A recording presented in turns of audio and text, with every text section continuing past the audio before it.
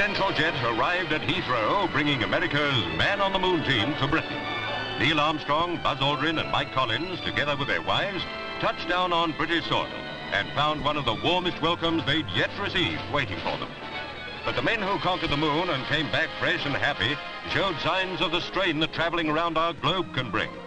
Even so, they smiled easily and responded with sincerity as they prepared to launch into yet another whirlwind round of engagements in yet another country on their 22-nation tour.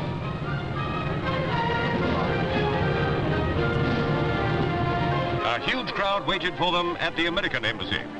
The three lunar pioneers had a tight schedule ahead of them. Even so, they found time to show they were more than moon men. They were good men of Earth, friendly men. Inside the embassy, more pressmen waited, clamoring to get more pictures, ask questions of the men who had voyaged to another planet and, in their own words, taken a great leap forward for mankind. But time was pressing. The hours had been pre-planned almost to the minute. Nevertheless, Londoners were loath to let them go.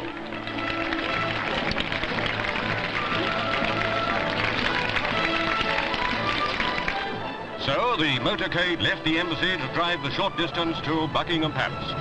For the trio of spacemen, this was the day they would meet the Queen and some of her family.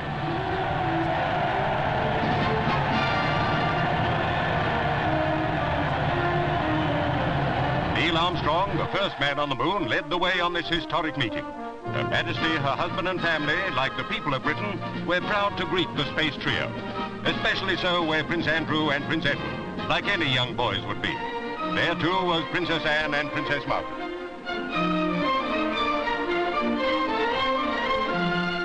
There was much to talk about.